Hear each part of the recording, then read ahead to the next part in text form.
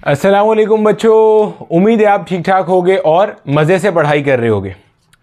Class 11 की physics का chapter number 2 vectors हम लोग पढ़ रहे हैं। हमारा ये 11th लेक्चर है। इससे पहले हम लोग ढेर सारी बातें वेक्टर्स के हवाले से कर चुके हैं, जिनसे हमारी वेक्टर की बेसिक्स फॉर्म हो चुकी है। अभी हम क्या पढ़ रहे हैं और आज की क्लास में हम क्या पढ़ेंगे, ज़रा थोड़ा सा एक ओवरव्यू ले लेते हैं, फिर हम अपना लेक्चर स्टार्ट करते हैं। हमने ये देखा था कि वेक्टर से मुराद हमारे पास एक ऐसी फिजिकल क्वांटिटी होती है कि जिसके पास मैग्नीट्यूड भी होता है और डायरेक्शन भी होता है। फिर हमने ये चीज़ भी देखी थी, ये जो वेक्टर्स होते हैं इनको ऐड करने का तरीका स्केलर से अलग होता है। वेक्टर वेक्टर में ऐड होता है, स्केलर में नहीं होता। और वेक्टर को वेक्टर में ऐड करने के अलग अलग तरीके होते हैं। उनमें से कुछ तरीके ऐसे होते हैं जिनमें आपके ज्योमेट्रिकल इंस्ट्रूमेंट्स यूज़ होते हैं, scale, pencil, protractor, D, compass, ये सब चीज़ें यूज़ हो रही होती हैं। तो हमने सारे ज्योमेट्रिकल मेथड्स देखे, जिनमें हेड टू टेल रूल था, जिसमें पॉलीगॉन रूल था, पैरेललोग्राम लॉ था, ट्रायंगल रूल था। ये सब हम प्रीवियस लेक्चर में कवर कर चुके हैं। उसके बाद हमने ये देखा कि जो हमारे ग्राफिकल मेथड्स होते हैं वेक्टर को ऐड करने के, जो हमने ग्राफिकल मेथड पढ़े थे या ज्योमेट्रिकल मेथड पढ़े थे, हमने बात की कि ये इतने एक्यूरेट नहीं होते। ज़्यादा एक्यूरेसी की के लिए अगर आपको जाना है तो फिर आप कौन से मेथड यूज़ करते हो? एनालिटिकल मेथड यूज़ करते हो। यानी कि आप में से जो लोग बाद में आगे जा कर के इंजीनियरिंग पढ़ेंगे तो उनको एक किताब पढ़ाई जाती है आर.सी. हिबलर की, मैकेनिक्स के नाम से। आप पढ़ोगे तो आपका वेक्टर चैप्टर अच्छा बना हुआ होगा, तो आपको आर.सी. हिबलर पढ़ने में, बनाने में बहुत मज़ा आने वाला है। ठीक है, तो एनालिटिकल आपके पास मेथड्स होते हैं जिसमें आप फॉर्मूले यूज़ करते हो। भाई इसके अंदर तो आप इंस्ट्रूमेंट्स यूज़ कर रहे थे ना, ज्योमेट्रिकल इंस्ट्रूमेंट्स यूज़ कर रहे थे, इसके अंदर आप फॉर्मूले यूज़ कर रहे होते हो। फिर हमने देखा था कि हमारे पास एनालिटिकल मेथड एक होता है rectangular component method of vector addition. पूरी तफसील से इस पर हमने प्रीवियस लेक्चर कर लिया, इसके अच्छे अच्छे न्यूमेरिकल्स भी देखे कि कैसे बनते हैं। ठीक है, आज की क्लास में हमारा एक और एनालिटिकल मेथड है लॉ ऑफ कोसाइन और साइन। तो पहला पॉइंट तो ये क्लियर हो गया। आज की क्लास में हमने करना क्या है? आज की क्लास में हमने vector addition by analytical method देखनी है using law of cosine and sine. ठीक है, अगर मैं जल्दी से रिवाइज कर दूं तो ग्राफिकल मेथड्स के अंदर जो हमने मेथड पढ़े थे ना, हेड टू टेल रूल, वो कितने भी वेक्टर्स को एक ही वक्त में ऐड कर सकता था। पैरेललोग्राम रूल, वो भी ग्राफिकल मेथड में पढ़ा था, वो दो वेक्टर्स को एट अ टाइम ऐड कर सकता था। सिमिलरली ट्रायंगल रूल, वो भी हमने ग्राफिकल मेथड में पढ़ा था, वो भी दो वेक्टर्स को एट अ टाइम ऐड कर सकता था। एनालिटिकल मेथड में जब हम आए तो हमने सबसे पहले पढ़ा rectangular component method of vector addition. इससे बिल्कुल पहले वाले जो दो लेक्चर्स हैं वो इसी के ऊपर हैं।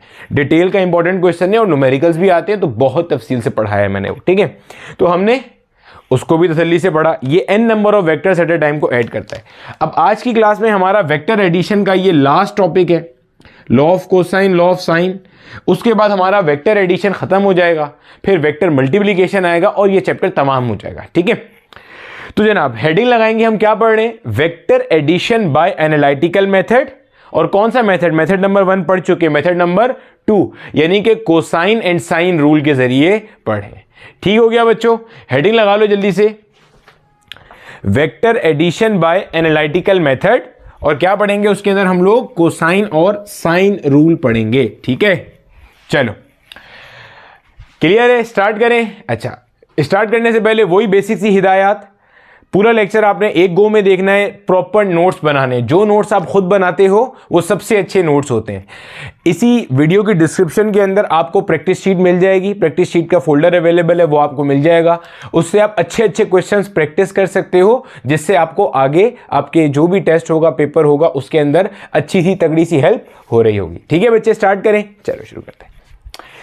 अच्छा भाई, अब देखो हमारे पास हमें एक बात ये पता है कि बेटे जब कभी भी आप दो वेक्टर्स को ऐड करते हो, लेट से आपने दो वेक्टर्स को ऐड करा और आपको एक रिजल्टेंट वेक्टर मिल गया r। ठीक है, अब जो कोई भी वेक्टर होता है बेटे, वेक्टर के पास होती हैं दो चीज़ें। एक होता है वेक्टर के पास मैग्नीट्यूड और एक होता है वेक्टर के पास डायरेक्शन। यानी कि इसका मतलब ये है कि मैं जब भी कभी दो वेक्टर्स को ऐड करूं, चाहे मैं किसी भी प्रोसीजर के जरिए दो वेक्टर्स को ऐड करूं, इनके जरिए जो मुझे एक रिजल्टेंट r मिल रहा है उस रिजल्टेंट आर के पास मैग्नीट्यूड भी होना चाहिए और डायरेक्शन भी होना चाहिए। इतनी बात समझ आती है हमें। याद करो जब हमने इससे पहले rectangular component method of vector addition पढ़ा था तो उसमें हमने बात की थी मैग्नीट्यूड निकालने के लिए हम फॉर्मूला यूज करते थे r equals √rx² plus ry²। इसी तरीके से टेंजेंट थीटा निकालने के लिए हम फॉर्मूला यूज किया करते थे ry डिवाइडेड बाय rx। याद आ रहा है? तो बेसिक कॉन्सेप्ट सेम रहता है, इसीलिए फिजिक्स के बारे में कहा जाता है इसमें रट्टा नहीं लगाओ, कॉन्सेप्ट को पकड़ लो, फिजिक्स जिंदगी में कभी नहीं भूलेगी आपको। सेम। तो ये आपके पास क्या था? मैग्नीट्यूड था। ये आपके पास क्या था? डायरेक्शन था। अब याद करो ग्राफिकल मेथड के अंदर भी पढ़ाते हुए मैंने आपको यही बात बताई थी एग्जैक्टली कि आपने जब आपको हेड टू टू पढ़ रहे थे हमने क्या पढ़ा था? पहले वेक्टर के हेड के ऊपर दूसरा वेक्टर की टेल, फिर दूसरे के हेड के ऊपर तीसरा, फिर ऐसे चौथा, जो आखिर में क्या होता था पहले वेक्टर की टेल से आखिरी के हेड तक आप एक रिजल्टेंट ड्रॉ किया करते थे ऐसे। अब इसके बाद दो चीजें थी, एक इसकी आप लेंथ नापते थे जो कि मैग्नीट्यूड बताता था और दूसरा आप यहाँ डी प्रोटेक्टर रखते इसका थीटा बताते थे। तो जब आप रिजल्ट लिखते थे तो रिजल्ट लिखते वक्त आपको दो चीजें लिखनी पड़ती थी कि इसका मैग्नीट्यूड कितना है और इसका डायरेक्शन क्या है। याद आ रहा है? यानी कि बताने का मतलब यह है कि जब कभी भी वेक्टर्स को ऐड किया जाता है तो जो रिजल्टेंट वेक्टर आंसर में आएगा, रिजल्टेंट वेक्टर को समझाने के लिए या रिजल्टेंट वेक्टर के बारे में बताने के लिए आपको दो चीजों के बारे में बताना जरूरी है, एक कि उसका मैग्नीट्यूड क्या है और दूसरा कि उसका डायरेक्शन क्या है। दो बातें बता दी मतलब रिजल्टेंट वेक्टर पूरा हो गया। अब पहली चीज जो यहां समझने वाली है वो ये है, जो हमने हेडिंग लगाई थी ना cosine rule and sine rule, इसमें से आपका जो कोसाइन रूल है, इसमें से आपका जो कोसाइन रूल है ये इस्तेमाल होता है मैग्नीट्यूड ऑफ वेक्टर बताने के लिए और आपका जो साइन रूल है ये इस्तेमाल होता है डायरेक्शन बताने के लिए। ठीक है, कोसाइन रूल और साइन रूल क्लियर हो गया। पहली चीज क्या बताएंगे? लॉ ऑफ कोसाइन क्या करेगा? दो वेक्टर्स को ऐड करके जो रिजल्टेंट आ रहा है उसका मैग्नीट्यूड कौन बताएगा? Law of cosine. उन्हीं दोनों वेक्टर्स को ऐड करके जो डायरेक्शन आई है वो कौन बताएगा? Law of sign. क्लियर है? पहली चीज तो ये हो गई। अब कोसाइन रूल क्या होता है, साइन रूल क्या होता है? अब अगर इसको हम समझने की तरफ जाएं, देखो सपोज करो मेरे पास ये एक बेसिक सा ट्रायंगल है कोई भी, जिसमें एक ये वर्टेक्स है, पॉइंट ए वर्टेक्स कहते हैं कोने को, एक वर्टेक्स है बी, एक वर्टेक्स है सी। यानी कि मेरे पास एक कोई ट्रायंगल है जिसको मैंने नाम दे दिया ट्रायंगल ए बी सी का। ठीक है, अब जाहिर है ट्रायंगल को जब भी आप डिफाइन करते हो, ट्रायंगल की हमारे पास तीन साइड्स होती हैं और तीन एंगल्स होते हैं। एक साइड आपको ये नजर आ रही है, एक साइड आपको ये नजर आ रही है, एक साइड आपको ये नजर आ रही है। तीन साइड हमें नजर आ रही। ए वर्टेक्स के सामने वाली साइड को स्मॉल ए कह दिया, बी वर्टेक्स के सामने वाली साइड को स्मॉल बी कह दिया, सी वर्टेक्स के सामने वाली साइड को स्मॉल सी कह दिया। इसी तरह ए का एंगल हो गया अल्फा, बी का एंगल हो गया बीटा, सी का एंगल हो गया गामा।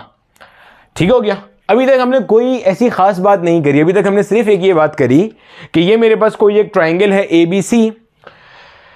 सर ट्रायंगल अचानक से कहां आ गया? अभी अभी सब बताएंगे, हौसले का दामन नहीं छोड़ो, सब चीजें क्लियर होती जाएंगी।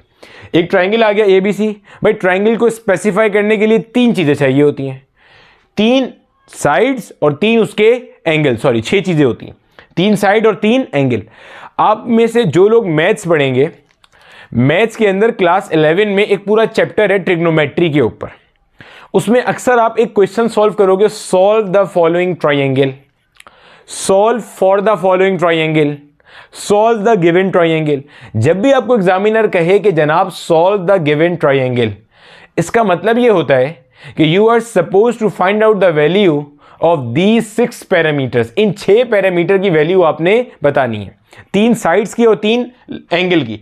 ये जो कैपिटल ए है ना, ये वर्टेक्स है, कोना, किनारा, वर्टेक्स, वर्टेक्स। ठीक है, ये जो स्मॉल ए है ये इस साइड की लंबाई है कि ये कितनी साइड लंबी है, 2 सेंटीमीटर, 3 सेंटीमीटर, 5, 6 जितनी भी है वो यहां है। ये स्मॉल बी इस साइड की है और ये स्मॉल सी इस साइड की। क्लियर है? ए का एंगल अल्फा, बी का एंगल बीटा और सी का एंगल गामा। क्लियर है? यानी कि अगर मैं किसी तरह से इन 6 चीजों की वैल्यू निकालने में कामयाब हो जाऊं तो इसका मतलब मैंने अपना ट्रायंगल क्या करा? सॉल्व कर लिया। अब कोसाइन रूल और साइन रूल से इसका क्या ताल्लुक है? आप जब ये पढ़ेंगे ना सॉल्व द ट्रायंगल वाली चीज, जहां जाके पढ़ेंगे वहां पे आप यही दो रूल्स पढ़ेंगे, cosine rule and sine rule. Triangle की दुनिया में ये जो दो रूल्स हैं ये इस्तेमाल किए जाते हैं ट्रायंगल को सॉल्व करने के लिए। कोसाइन रूल का काम होता है साइड की लेंथ मालूम करना। क्या काम होता है? साइड की लेंथ मालूम करना। और साइन रूल का काम होता है वर्टिसेस के ऊपर जो एंगल बन रहे होते हैं ना, इनको मालूम करना। क्या मतलब? देखो, मैंने अभी बताया था ट्राइंगल के अंदर सॉल्व करने के लिए टोटल 6 चीजें होती हैं, 3 साइड और 3 एंगल। तो ट्राइंगल का काम, ये जो कोसाइन रूल है, कोसाइन रूल का काम होता है इन 6 में से 3 साइड्स ए बी सी की वैल्यू कौन बताएगा आपको? आपका कोसाइन रूल बताएगा। साइन रूल क्या करेगा? वो 6 में से बची हुई 3 चीजें बताएगा, यानी कि उन 3 एंगल्स की वैल्यू बता रहा होगा। यहां तक का पॉइंट क्लियर हो गया? कोसाइन रूल और साइन रूल क्या है? 2 लॉज हैं ट्राइंगल को सॉल्व करने के। ट्राइंगल में सॉल्व किए जाने लायक 6 चीजें होती हैं, 3 साइड और 3 एंगल। 3 साइड की वैल्यू कैसे पता चलती है? कोसाइन रूल से। और 3 एंगल की वैल्यू कैसे पता चलती है? साइन रूल से। क्लियर है? कोसाइन रूल और साइन रूल की पूरी डेरिवेशन भी है जो मैथ्स वाले मैथ्स के अंदर पढ़ेंगे। हमारे कोर्स में चूंकि डेरिवेशन का पार्ट शामिल नहीं है कोसाइन रूल और साइन रूल की, इसलिए हम उस पर नहीं जाएंगे। हमने इसको इस्तेमाल करते हुए इसके रिजल्टेंट का फॉर्मूला ड्राइव करना है। परेशान नहीं हो, आपको मैथ्स नहीं पढ़ाऊंगा मैं, आपको स्ट्रिक्टली वही चीज पढ़ाऊंगा जो हमारे कोर्स के अंदर है। और कोर्स में चारों में से किसी भी बोर्ड के अंदर है, चारों पांचों किसी भी बोर्ड में, पंजाब, आज़ाद कश्मीर, बलूचिस्तान, सिंध, फेडरल, केपीके, किसी भी बोर्ड की किताब में है, वो चीज हम यहां पे पढ़ लेंगे। ठीक है? तो इसकी डेरिवेशन नहीं पढ़ेंगे, इन 2 वेक्टर्स को ऐड करके जो रिजल्टेंट आएगा उसकी क्या एक्सप्रेशन होगी वो हमने पढ़ना है। यहां तक का सारा पॉइंट पहले कॉपी कर लो, फिर आगे चलते हैं। चलो बेटे, अब अगर हम पहले यहां पे जरा कोसाइन रूल लिखना सीख लें तो हमारे लिए आसान हो जाएगी। सपोज करो मुझे ए की वैल्यू मालूम करनी है, ए स्क्वायर। ठीक है? स्क्वायर से तो वो खत्म कर लेंगे ना, स्क्वायर से रूट लगा के खत्म हो जाएगा। अभी समझा देता हूं। देखो, मैं कोसाइन रूल लिखना सिखा रहा हूं कि कैसे लिखेंगे, क्योंकि कोसाइन रूल साइन रूल का डायरेक्ट डेरिवेशन हमारे फिजिक्स के पार्ट में नहीं है। इसको हटा के जो भी 2 हैं, B square plus C square minus 2bc cos of, और इसी का एंगल। मुझे पता है मुश्किल है, आराम से, बिल्कुल आराम से, प्यार मोहब्बत से। मिसाल के तौर पे मुझे ए साइड की लेंथ निकालनी है, तो क्या करा? ए को हटा दो, बाकी के जो 2 हैं बी स्क्वायर और सी स्क्वायर, मतलब ए को हटा के बाकी कौन बचा? बी और सी बच गया, तो बी का square plus C square minus 2, इन्हीं दोनों को मल्टीप्लाई करा, B into C cos, angle इसी का दोबारा आ रहा है। क्लियर हो गया? मैं फिर रिपीट कर रहा हूं, मुझे पता है ये चीज मुश्किल है, परेशान नहीं होना, हम सब करेंगे अभी। ठीक है?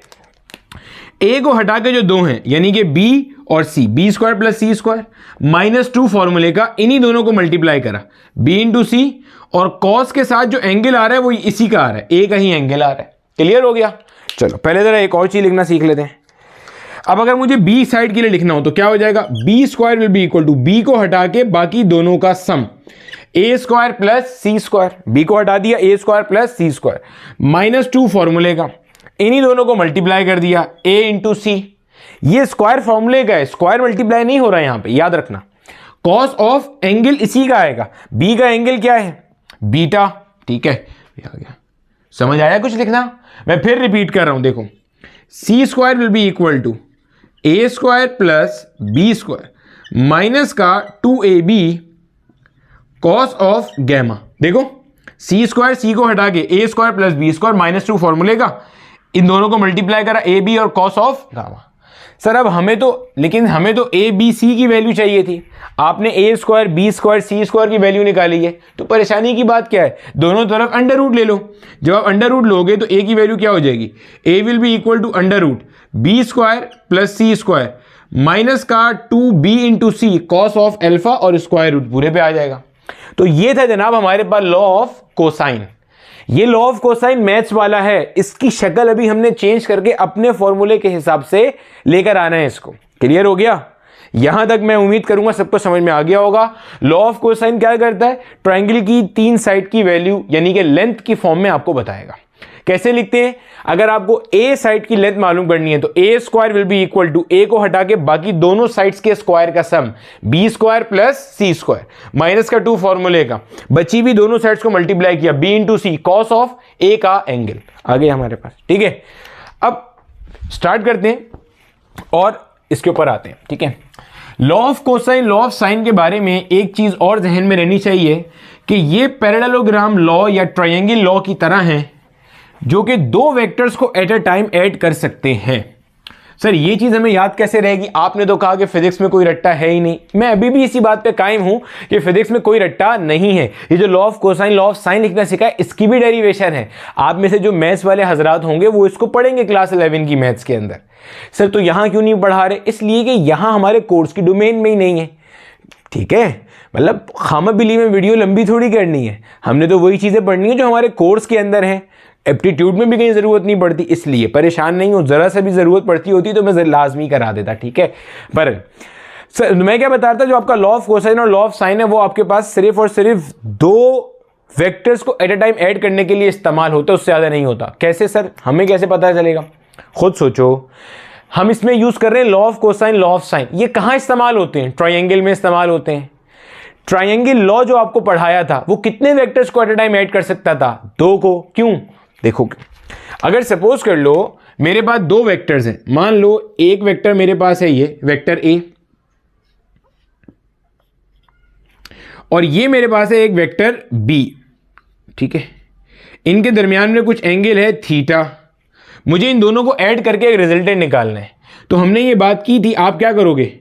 आप वेक्टर ए को एज इट इज रहने दोगे, वेक्टर बी का एक फ्री वेक्टर बना के यहां ले आओगे। याद है फ्री वेक्टर? इसी तरीके से बिल्कुल ऐसे ही स्लाइड करता हुआ इधर आ जाएगा, तो कुछ इस तरह से हो जाएगा। ये हमारे पास ये वेक्टर बी आ गया हमारे पास यहां पे। ठीक है,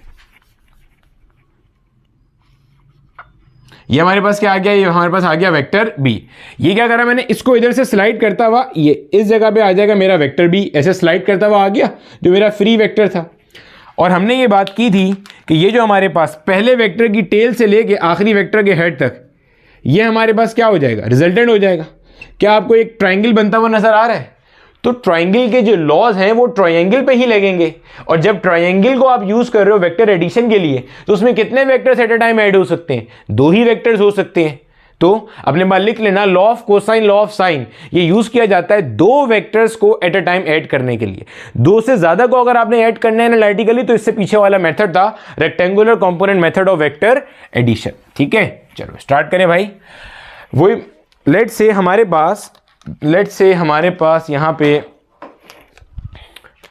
एक वेक्टर है वेक्टर ए, और इसके साथ कुछ एंगल थीटा बना रहा है मेरे पास यहां पे एक वेक्टर बी। मैंने क्या करा, गौर से देखते जाना। मैंने क्या करा, मैंने इसी वेक्टर को यहां से स्लाइड करा के यहां ले आया। इसी वेक्टर को स्लाइड करा के मैं यहां ले आया। तो अल्टीमेटली अब अगर मैं इसका थीटा देखूंगा तो थीटा ये वाला एंगल बन रहा होगा, हाँ या ना? थीटा ये बन रहा होगा। पीछे वाले को मैं मिटाई देता हूं ताकि बिल्कुल कंफ्यूजन ही ना हो। क्लियर हो गई यहां तक बात? ये इस वाले भाई को मैंने गायब कर दिया। ठीक है भाई, बताने का मकसद क्या है भाई? यहां पे एक वेक्टर था वेक्टर बी, मुझे वेक्टर एडिशन करनी होती है तो वेक्टर के हेड पे दूसरा वेक्टर लगता है। तो इसका फ्री वेक्टर बनाया और यहां से उठा के यहां लगा दिया मैंने ला करके इसको। ये थीटा बन रहा है, ये भी मुझे नजर आ रहा है। और ये मेरे पास क्या है? This is vector B. और जो मेरा रिजल्टेंट मुझे बनाना है वो कैसे होगा भाई? सिंपल होगा, पहले वेक्टर की टेल से लेके आखिरी वेक्टर के हेड तक होगा। यानी कि अगर मैं इसका रिजल्टेंट फाइंड आउट करूंगा तो वो कुछ ये हो जाएगा, यानी कि this is the resultant. Now this is the resultant. ठीक है, अब अगर मैं चाहूं तो मैं ऐसे लिख सकता हूं, रिजल्टेंट बराबर आ रहा है मेरे पास किसके? ए प्लस बी के। ऐसे ही रिजल्टेंट बराबर आ रहा है किसके? ए प्लस बी के। यानी कि जब आपने वेक्टर ए को वेक्टर बी में ऐड किया तो जो नतीजे में आंसर आ रहा है उसको आपने क्या नाम दे दिया? उसको आपने रिजल्टेंट आर का नाम दे दिया। अच्छा, अब इस ट्राइंगल के अंदर अगर मुझे एंगल मार्क करना हो, गौर से देखना, इस वाले एंगल को अगर मुझे मार्क करना हो, कौन से वाले एंगल को? जिसको मैं ग्रीन से मार्क कर रहा हूं, ये वाला एंगल देखो, ये वाला एंगल। इस एंगल को मैं नाम दे देता हूं लेट्स से अल्फा। अल्फा कह देता हूं इस एंगल को मैं। ठीक है, अल्फा कह दिया इसको मैंने। चलो अब देखो जनाब, क्या ये एक स्ट्रेट लाइन नजर आ रही है? जो भी हमारी स्ट्रेट लाइन होती है, स्ट्रेट लाइन का एंगल कितना होता है? 180 डिग्री। Basic supplementary postulate. अब ये एक स्ट्रेट लाइन है, मैं कह सकता हूं इसको देखते हुए कि स्ट्रेट लाइन का जो एंगल होगा यानी कि अल्फा प्लस थीटा, इसको और इसको मिलाएंगे तो पूरा स्ट्रेट लाइन का एंगल कितना बनना चाहिए? 180 डिग्री बनना चाहिए। तो अगर मुझे अल्फा की वैल्यू फाइंड आउट करनी है तो alpha will be equal to 180 degree minus का थीटा। यही बनेगा। अल्फा क्या होगा भाई? थीटा को वहां ले आके माइनस कर देंगे, और आसान कर लो। इस पूरे का सम 180 डिग्री है, ये मालूम करना है। तो 180 में से अगर मैं इसको माइनस कर दूं, भाई ये पूरा 180 है, 180 में से अगर ये वाला पार्ट निकाल दूं तो यही पार्ट बचेगा, हाँ या ना, यही पार्ट बचेगा भाई। क्लियर हो गया। अब ये भी एक चीज क्लियर हो गई हमें कि ये कैसे आ गया। अब गौर से देखो बेटे, जो ट्राइंगल है, अगर मैं इसी ट्राइंगल को यहां दोबारा ड्रॉ करूं, ये जो मैंने ट्राइंगल ड्रॉ करी है, अब इस ट्राइंगल में आप अच्छे से नोट करो, ये वाली जो साइड है, इस साइड की लेंथ किसके बराबर है, आर के बराबर है। लेकिन सर ये तो आर वेक्टर है। बेटे याद करो, मैंने आपको पढ़ाया था graphically a vector is represented by a directed line segment. तो अगर ये डायरेक्टेड लाइन सेगमेंट की आप लेंथ निकालोगे, अगर आप इस पूरी चीज की लंबाई मालूम करोगे इस साइड की, तो वो लेंथ बेसिकली किसका मैग्नीट्यूड होगा, इस आर का मैग्नीट्यूड होगा। यही बात हमने पढ़ी थी कि ग्राफिकली वेक्टर को आप रिप्रेजेंट करते हो किस तरह से, बाय अ डायरेक्टेड लाइन सेगमेंट। तो उस लाइन सेगमेंट की जो लंबाई होती है, जो लेंथ होती है, वो बेसिकली क्या बता रहा होता है, आर जो है वो बेसिकली इसकी लंबाई है, यानी कि इसका मैग्नीट्यूड है। इसी तरह ये ए वेक्टर है, तो इसकी जो लंबाई होगी वो बेसिकली इसकी मैग्नीट्यूड बता रही होगी, और जो लंबाई होगी वेक्टर बी की, इस वाली साइड की जो लंबाई होगी वो वेक्टर बी का मैग्नीट्यूड बताएगा, इस वाली साइड की लंबाई वेक्टर ए का मैग्नीट्यूड बताएगा, और इस वाली साइड की लंबाई वेक्टर आर का मैग्नीट्यूड बता रहा होगा, हाँ या ना। यहां तक का पॉइंट क्लियर हो गया, और ये वाला पॉइंट मार्क है मेरे पास अल्फा। इधर तक तो सब चीजें अच्छे से क्लियर हो गई होगी। क्लियर है। अब जरा रिवाइज करो, अगर मैं तुम्हें अभी वो ट्राइंगल बना के दिखाऊं जो हमने थोड़ी देर पहले देखा था, ये था हमारे पास ए, ये था बी, ये था सी। ए के सामने वाली साइड क्या थी, ए, बस इतनी बात याद रखो, ये अल्फा थी। सी के सामने वाली साइड सी थी, बी के अपोजिट साइड क्या थी, बी थी। ऐसे ही पढ़ा था हमने। जब मैंने ए के लिए फॉर्मूला लिखा था तो मैंने क्या कहा था, मैंने कहा था A square will be equal to, A को छोड़ के बाकी दोनों साइड्स का स्क्वायर और देन सम, माइनस का 2b into C cos of जो ए साइड का ऑपोजिट एंगल था, ए वर्टेक्स का एंगल कह लो या ए का ऑपोजिट एंगल, ए साइड का ऑपोजिट एंगल, यही आ रहा था। अभी तो पढ़ा था यही बात। अब अगर मैं इसी के ऊपर ये वाला लॉ ऑफ कोसाइन अप्लाई करूं, लॉ ऑफ कोसाइन क्या काम करता है, लॉ ऑफ कोसाइन मैग्नीट्यूड बताएगा किसका, रिजल्टेंट वेक्टर का। तो अगर मैं इस ट्राइंगल के ऊपर अपना लॉ ऑफ कोसाइन अप्लाई करूं तो आर स्क्वायर मुझे मालूम करना है, क्योंकि आर ही मेरा रिजल्टेंट वेक्टर है, ए और बी को जमा करके जो आ रहा है, इसकी मैग्नीट्यूड की बात करनी है। आर को हटा के बाकी दोनों साइड्स का स्क्वायर और सम, यानी कि A square plus B square. R को हटा दिया, आर के अलावा बाकी दोनों साइड्स का स्क्वायर और सम, माइनस का 2ab, इन दोनों को मल्टीप्लाई कर दो, साथ में कॉस आर के ऑपोजिट एंगल, आर के ऑपोजिट कौन सा एंगल है, अल्फा। सर ऑपोजिट एंगल कैसे पता चल रहा है, देखो आर साइड के सामने कौन सा एंगल, अल्फा। ए साइड के सामने ये वाला एंगल होगा, मार्क नहीं है लेकिन मैं बता रहा हूं, अगर पूछा जाएगा तो ए के सामने ये एंगल होगा। इसी तरह बी के सामने ये एंगल होगा, अगर मैं इसे फाई कह देता हूं तो बी के सामने ये एंगल होगा फाई, ए के सामने ये एंगल है, आर के सामने ये एंगल, जैसे ये था इधर ए के सामने ये अल्फा, बी के सामने सॉरी इस वाली बी साइड के सामने ये एंगल होता, सी साइड के सामने ये एंगल होता, साइड के सामने वाले एंगल की बात चल रही है। ए साइड के सामने ये एंगल, बी साइड के सामने ये एंगल, आर साइड के सामने अल्फा। तो यहां आ गया क्या, कॉस ऑफ अल्फा, यानी कि R will be equal to under root A square plus B square minus का 2ab कॉस ऑफ, और अल्फा क्या है बेसिकली अपने पास, अल्फा है 180 डिग्री माइनस का थीटा, ये क्या है 180 डिग्री माइनस का थीटा। अब यहां पे बच्चों एक चीज और याद रखना जो वेक्टर्स के अंदर आपको बहुत फ्रूटफुल होगी। बेटे इस चीज का कॉन्सेप्ट क्लियर रखना कि किस फॉर्मूले में थीटा से मुराद क्या है। जैसे अभी हम पीछे जब rectangular component method of vector addition पढ़ के आए थे तो वहां थीटा हमारा रिजल्टेंट वेक्टर का एंगल था जो पॉजिटिव एक्स एक्सिस से बन रहा था। यहां थीटा वो नहीं है। सर हमें कैसे याद रहेगा, आपके सामने पूरी डेरिवेशन तो करी थी। अभी ये जो थीटा ये क्या है, ये ए और बी के दरमियान का एंगल। अभी थीटा क्या है, ये आप लिखोगे यहां पे कि थीटा क्या है, theta is the mutual angle between A and B. तो थीटा क्या चीज है, थीटा आपका ए और बी के दरमियान का एंगल है। तो थीटा आपका म्यूचुअल एंगल हो गया between A and B. Clear है।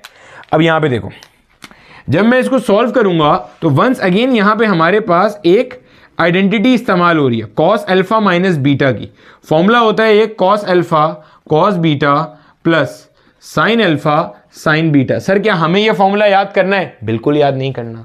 क्यों करना है यार, ये मैथ्स वालों का फॉर्मूला है। सर आप क्यों बता रहे हैं, वैसे ही बता दिया, ठीक है। कॉस 180 डिग्री माइनस थीटा जो होता है हमारे पास, cos 180 cos थीटा, बिल्कुल सही है। ये हमारे पास बनता है माइनस का cos थीटा के बराबर। अगर आप इसको ये वाला फॉर्मूला इस पे अप्लाई करोगे तो अल्टीमेटली ये cos 180 डिग्री माइनस थीटा किसके बराबर आ जाएगा, माइनस cos थीटा के बराबर। तो मैं इसी फॉर्मूले को लिख सकता हूं, r will be equal to under root A square plus B square minus का 2ab और ब्रैकेट में आ गया माइनस का cos ऑफ थीटा। ये माइनस इस बाहर वाले माइनस से मल्टीप्लाई हो जाएगा, तो r will be equal to under root A square plus B square plus 2ab cos of theta. इस इक्वेशन को अब आपने जहन में रखना है। ये इक्वेशन आपसे कोई इतनी बार पूछी जाएगी कि जिसकी इंतहा कोई नहीं है। ये इक्वेशन आपके जहन में रहनी चाहिए। ये है हमारा लॉ ऑफ कोसाइन, या whenever two vectors are added तो their resultant is given by r equals under root a square plus b square plus 2ab cos of theta। Clear हो गया? चलो जल्दी से रिवाइज कर लो, हमने करा क्या है। हमने दो वेक्टर्स को ऐड किया और उनका एक रिजल्टेंट निकाला r। रिजल्टेंट के पास होती हैं दो चीजें, या वेक्टर के पास होती हैं दो चीजें, तो रिजल्टेंट वेक्टर के बाद भी वही दो चीजें होंगी, मैग्नीट्यूड होगा और डायरेक्शन होगा।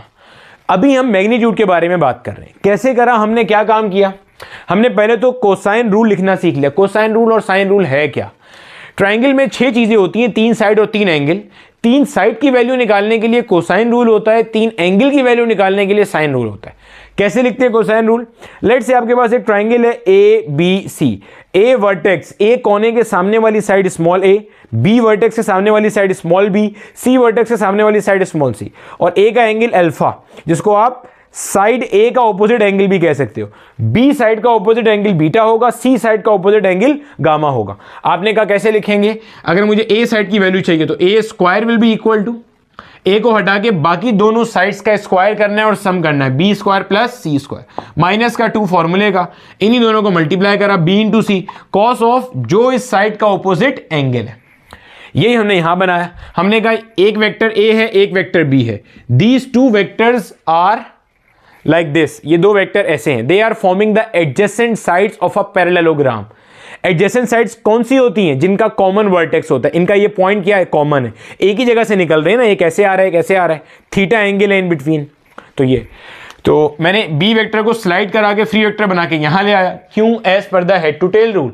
भाई वेक्टर को एडिशन जब आप ग्राफिकली रिप्रेजेंट करोगे वो तो हेड टू टेल रूल से ही करोगे ना, ग्राफिकली तो वही तरीका है बताने का। ये पहला वेक्टर है, इसके हेड पे दूसरा वेक्टर आया, आपने कहा ये रिजल्टेंट हो गया। ठीक है, मैंने कहा भाई स्ट्रेट लाइन का एंगल कितना होता है? 180। ये मालूम करना है तो 180 में से थीटा निकाल दिया, तो ये आ गया 180 माइनस थीटा। फिर मैंने बोला कि भाई ये जो आर वेक्टर है, ये लंबाई इसका मैग्नीट्यूड होगा। ए वेक्टर है तो ये लंबाई इसका मैग्नीट्यूड होगा, ये लंबाई इसका मैग्नीट्यूड होगा, एक ट्राइंगल बन गया। मैंने इसके लिए आर की वैल्यू निकालने के लिए फॉर्मूला लिखा, R square will equal to, इसको हटा दो, A square plus B square minus का 2ab इसके ऑपोजिट एंगल का कॉस लिख दिया। वहां हमारे पास आया 180 minus theta. Cos 180 minus theta को जब मैं कॉस अल्फा माइनस बीटा से एक्सपेंड करूंगा तो ये बन जाएगा। कैसे? अल्फा की जगह 180 आएगा, बीटा की जगह थीटा आएगा, तो ये बन जाएगा कॉस 180 और कॉस थीटा। कॉस 180 होता है -1, तो माइनस का कॉस थीटा यह आ गया, प्लस साइन 180 होता है 0 और आगे साइन थीटा हो गया, तो 0 multiply by anything answer will be 0। तो ये आ गया। फिर मैंने यहां सब्स्टिट्यूट किया तो माइनस माइनस का क्या हो गया? प्लस। अब हमें समझ में आ गया कि जब कभी भी आप दो वेक्टर्स को ऐड करोगे तो उनका आंसर क्या आएगा? R will be equal to under root A square plus B square plus का 2ab cos of theta. Clear है? अब इसको हम लोग लिखते कैसे हैं, पहले तो जरा इसको समझ लो। अब इसको आप पढ़ोगे कैसे, लिखोगे कैसे, फिर इसी की वेरिएंट्स आते हैं, वो भी आपको सब चीजें बता रहा हूं मैं, परेशान नहीं हो। देखो फिलहाल अभी जरा देखते चलो इसको। फिलहाल हमें यहां पे एक बात ये समझ में आ गई कि अगर मुझे आर वेक्टर चाहिए, आर वेक्टर कैसे आ रहा था? ए वेक्टर को बी वेक्टर में ऐड करके। तो जब मैं कहता हूं ना आर इसके बराबर आया, R will be equal to under root A square plus B square plus 2ab cos theta. और ये चीज अपने पास नोट्स में नोट कर लेना कि यहां पे थीटा से क्या मुराद है। Here theta is the mutual angle. Mutual angle कौन सा एंगल होता है? जो दो वेक्टर की टेल्स के दरमियान में होता है। यानी कि ये अगर आपके पास वेक्टर ए है और ये वेक्टर बी है, तो ए और बी के दरमियान में, टेल्स के दरमियान में टेल टू टेल एंगल होता है, याद रखना। क्लियर है? दोनों वेक्टर की टेल्स के दरमियान का जो एंगल होता है उसे हम क्या कहते हैं? हमारा म्यूचुअल एंगल। क्लियर हो गया? ठीक है। अब जब आपने ए वेक्टर को बी वेक्टर में ऐड किया था तो आपको रिजल्टेंट वेक्टर मिल रहा था। ये चीज आपको रिजल्टेंट वेक्टर की क्या बता रहा है? ये पूरी चीज आपको रिजल्टेंट वेक्टर का मैग्नीट्यूड बता रहा है, डायरेक्शन के बारे में ये कुछ नहीं बता रहा। ठीक है, तो मैं इसे ऐसे लिख सकता हूं, ए वेक्टर को जब आपने बी वेक्टर में ऐड किया तो जो आंसर आया ये उसका सिर्फ क्या बता रहा है? मॉड्यूलस बता रहा है। मॉड्यूलस से क्या मुराद होती है कि आपको सिर्फ मैग्नीट्यूड बता रहा है। क्लियर है? यानी कि इसको हम क्या पढ़ेंगे, ये क्या चीज है? This is magnitude of vector addition. क्या कहूंगा इसको मैं? ये क्या है? Magnitude of vector addition. दो वेक्टर्स को ऐड करा और उनका मैग्नीट्यूड। क्लियर है? Magnitude of vector addition. ठीक है, स्टार्ट में हमने इसके कुछ सवाल देखे थे ना कि अगर एक वेक्टर है 3i cap plus 2j cap plus 4k cap, एक और वेक्टर है 2i cap plus j cap plus k cap, तो क्या करते थे? i वाले को i में, j वाले को j में और k वाले को k में ऐड करते थे, एक आंसर आता था और फिर उसका मैग्नीट्यूड निकालते थे हम। तो ये वो चीज है, पहले वेक्टर्स को ऐड करा देन उसका क्या मालूम कर लिया? Magnitude. Resultant of two vector is given by this equation r equals under root a square plus b square plus 2ab cos of theta। Clear हो गई यहां तक की बात? अच्छा बेटे, अब हमने मैग्नीट्यूड तो निकालना सीख लिया, यानी कि आपके पास जो रिजल्टेंट वेक्टर आ रहा था, रिजल्टेंट वेक्टर का आप जो मैग्नीट्यूड है वो तो इस तरह से मालूम कर सकते हो, a square plus b square plus 2ab cos of theta. Clear है? ये तो हमें समझ में आ गया। अब आता है बात जनाबे वाला किसकी? डायरेक्शन की। डायरेक्शन निकालने के लिए हमने क्या चीज बात की थी स्टार्ट में? क्या चीज होती है डायरेक्शन निकालने के लिए? हमारे पास होता है साइन रूल। ठीक है, अब साइन रूल में क्या होता है बच्चों, समझो जरा। साइन रूल में कुछ ऐसा हिसाब किताब होता है कि वही वाले तरीके से बताएंगे, पहले साइन रूल बताएंगे फिर इस पर अप्लाई कर देंगे। ये मान लो मेरे पास एक ट्राइंगल है ए बी सी, ए का एंगल अल्फा, बी का एंगल बीटा, सी का एंगल गामा। ठीक है, ए के सामने वाली साइड, ए के सामने वाली साइड ए, सी के सामने वाली साइड सी, बी के सामने वाली side is small B. Clear है? साइन रूल कहता है भाई A divided by sine alpha is B divided by sine beta is C divided by sine gamma. आप इनमें से किसी भी दो को आपस में कंपेयर करके आंसर निकाल सकते हो। अभी बताता हूं कैसे, परेशान नहीं हो। ए अपॉन साइन अल्फा, यानी कि अगर आपको अल्फा पता है, ए पता है, बी पता है और आपको बीटा निकालना है, मिसाल दे रहा हूं, अगर आपको अल्फा पता है, ए पता है, बी पता है और क्या मालूम करना है? आपने बीटा मालूम करना है, तो आप सिंपल लिखोगे A divided by sine alpha will be equal to B divided by sine beta. अब क्या करोगे? साइन बीटा को वहां ले जाओगे, बाकी सबको यहां ले आओगे, ये बन जाएगा sine beta will be equal to B multiply by sine alpha divide हो रहा था, वहां जाके मल्टीप्लाई हो जाएगा, अपॉन में आ जाएगा क्या? ए। इसको सॉल्व करोगे कुछ ना कुछ आंसर आएगा। बीटा की वैल्यू मालूम करने के लिए साइन इनवर्स करोगे और यहाँ पे जो भी आंसर आएगा वो यहाँ पुट कर दोगे, आपकी बीटा की वैल्यू आपको पता चल जाएगी। सही है? इस तरह से हम ये काम करते हैं। अब इसको यहां लिखना है मैंने। अब गौर से देखो, A divided by sine of angle opposite to A. समझ आया? ए के डिवीजन में क्या आ रहा है? उस एंगल का साइन जो इसके ऑपोजिट है, तो A divided by sine alpha, B divided by sine beta, C divided by sine gamma. अब यहां देखो जरा, इस साइड की लेंथ कितनी है? R divided by sine angle कितना है यहां पे इसके सामने? Alpha will be equal to, इस साइड की लेंथ कितनी है? ए, ए डिवाइडेड बाय ये क्या चीज है? Sine beta. ये क्या है? B, B divided by sine phi. समझ आ गई? बी के सामने ये, बी के ऑपोजिट ये, आर के ऑपोजिट ये, ए के ऑपोजिट ये। अब सर इसमें हमें क्या पता होगा? यूजुअली क्या होता है, आपको ये थीटा गिवन होता है और ए और बी पता होते हैं। बता देता हूं आपको, आपको थीटा पता होता है और ए और बी गिवन होते हैं, यानी कि आपको ये चीजें पता होती हैं। ए से क्या मुराद हो गया? ए से मुराद है वेक्टर ए का मैग्नीट्यूड कितना है आपको पता होता है, वेक्टर बी का मैग्नीट्यूड कितना है ये भी पता होता है, ए और बी के दरमियान में एंगल कितना है वो भी पता होता है। आपको रिजल्टेंट का एंगल निकालना होता है। अब अगर किसी के जहन में आ रहा है सर अगर हमें थीटा पता है तो निकाल क्या रहे हैं, यहां पे थीटा रिजल्टेंट का एंगल पॉजिटिव एक्स एक्सिस से नहीं है। गौर से देखो, ये रिजल्टेंट है मेरा बच्चा, गौर से देखो। अगर आप नोट करोगे, ये अगर मैं बनाता हूं ना एक्स वाई एक्सिस, तो इस बार फाई एंगल किसका है? रिजल्टेंट का है। समझ आ रही है? रिजल्टेंट का एंगल थीटा है ही नहीं, थीटा तो ए और बी के दरमियान का एंगल है। इस बार फाई एंगल है, तो फाई आपको नहीं पता, आपको फाई चाहिए। आपको अमूमन बी पता होगा, ए पता होगा, थीटा पता होगा। अब देखो, अगर मैं आर और बी का रिलेशन आपस में लगाऊं, गौर से समझना जरा बात को। यहां अगर मैं आर और बी की रिलेशन यूज करूं, R divided by sine alpha की जगह पे मैं 180 डिग्री माइनस थीटा लिख सकता हूं, बिल्कुल लिख सकते हैं। Will be equal to B upon sine of phi. Clear हो गया? अब देखो, अब आपको साइन फाई का वैल्यू चाहिए, साइन फाई को भेज दो वहां पे और बाकी सबको ले आओ वहां पे। बी मल्टीप्लाई बाय ये साइन 180 डिग्री माइनस थीटा, ये आ जाएगा जनाब इधर मेरे पास, और अपॉन में ये आर उठ के इधर आ जाएगा। समझ आ गई बात की? आगे आपके पास फाई का वैल्यू, फाई क्या? रिजल्टेंट का एंगल जो वो किससे बना रहा है? एक्स एक्सिस से। बी वेक्टर का मैग्नीट्यूड आपको गिवन होता है, आर का मैग्नीट्यूड आपको गिवन नहीं होता, लेकिन अभी हमने फॉर्मूला पढ़ा था, इसके जरिए आप क्या निकाल सकते हो? आर का मैग्नीट्यूड निकाल सकते हो। साइन 180 डिग्री माइनस थीटा ये कैसे आया भाई? स्ट्रेट लाइन का एंगल 180 डिग्री होता है, ये निकाल देंगे तो ये बचा हुआ एंगल कितना हो जाएगा? 180 डिग्री माइनस का थीटा। तो इस तरह से हम ये काम कर सकते हैं। ये हमारे पास क्या था? साइन रूल था। क्लियर हो गया? तो अभी हमने इसके बहुत अच्छे अच्छे सवाल भी करने हैं, सब चीजें मजीद क्लियर हो जाएंगी। ठीक है? लॉ ऑफ कोसाइन और लॉ ऑफ साइन क्यों इस्तेमाल होते हैं? दो वेक्टर्स को आपने ऐड करा, उनका रिजल्टेंट को आपने क्या नाम दे दिया? आर का। अब उसका मैग्नीट्यूड निकालने के लिए एक अलग काम किया और डायरेक्शन निकालने के लिए आपने एक अलग काम कर लिया। ठीक हो गया? चलो अब जरा आगे देखते हैं। अब इसी के अंदर ना बेटे, अच्छा बेटे अब यहां पे देखो, अभी मैंने आपको लॉ ऑफ कोसाइन और लॉ ऑफ साइन की प्रॉपर डेरिवेशन बता दी और उसमें से जो जो थ्योरेटिकल क्वेश्चन पूछे जा सकते हैं वो सब डिस्कस कर लिए।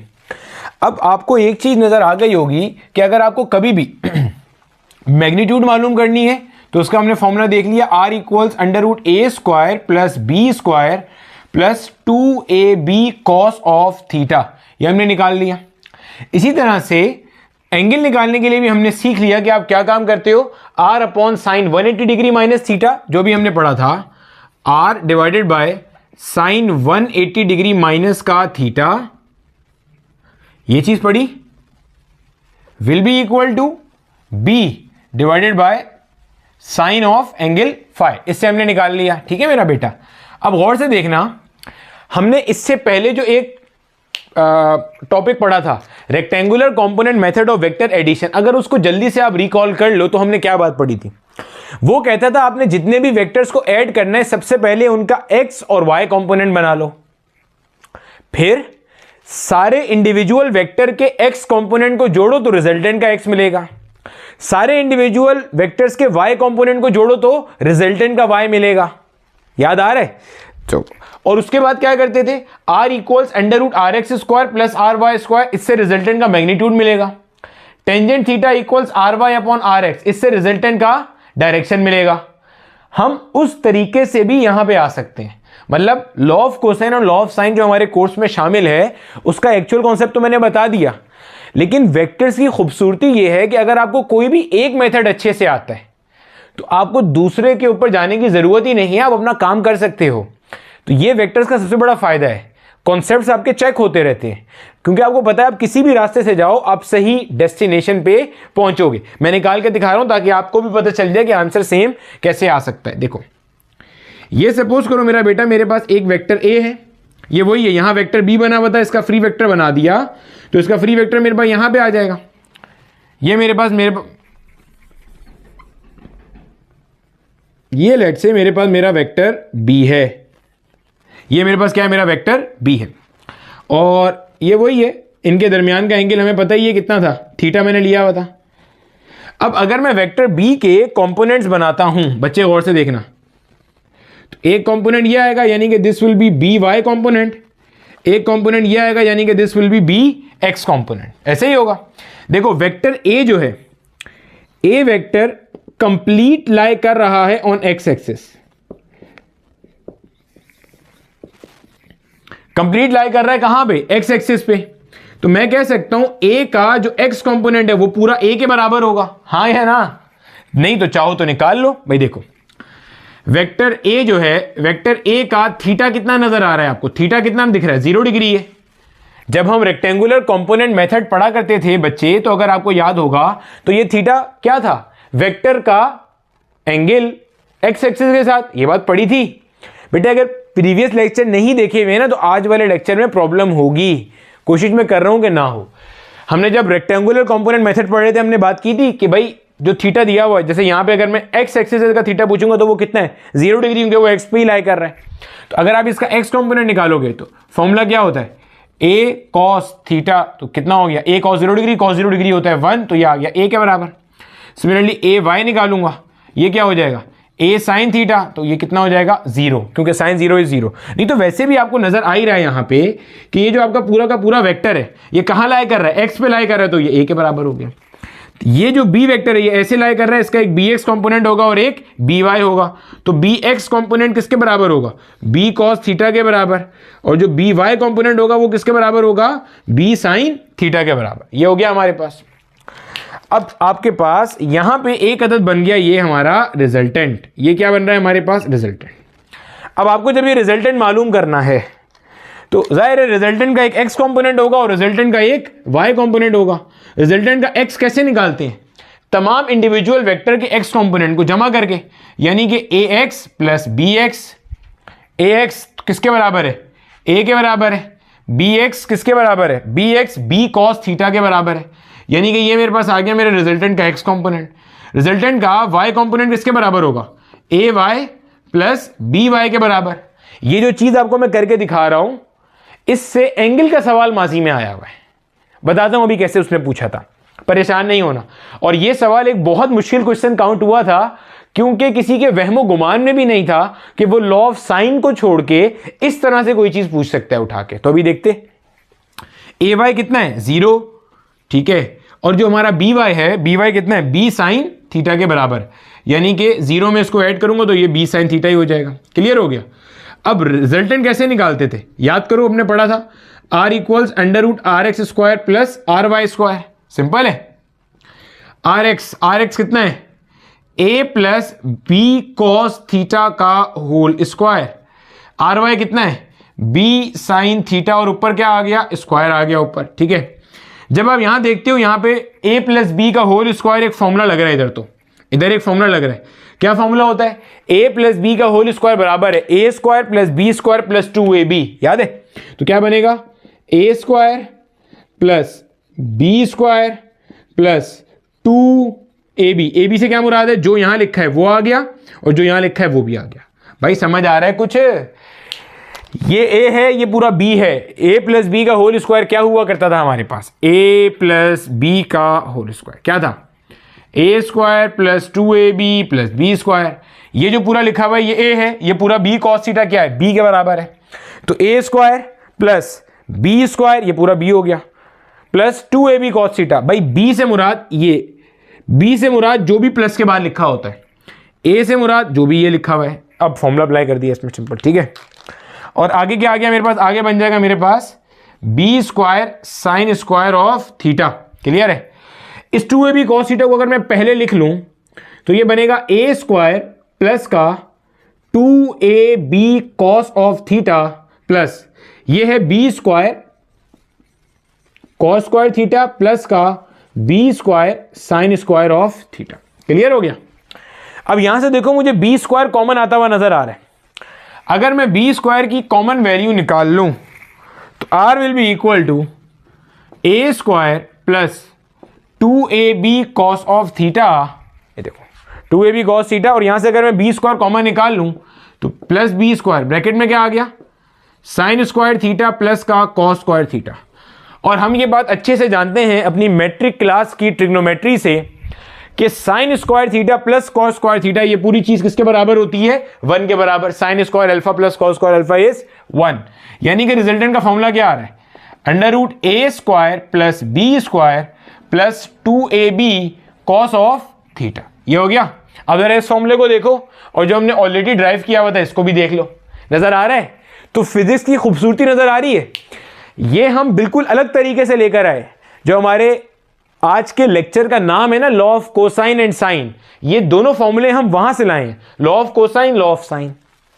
हमने बोला नहीं भाई, rectangular component method of vector addition हमने पढ़ा था, अगर वो सही था तो उससे भी आना चाहिए था, तो वही आ रहा है आंसर। वही काम किया आपने, पहले वेक्टर ए को रिजॉल्व करा ax ay में, वेक्टर बी को रिजॉल्व करा दो उसमें, r equals under root R X square plus R Y square, answer आ गया।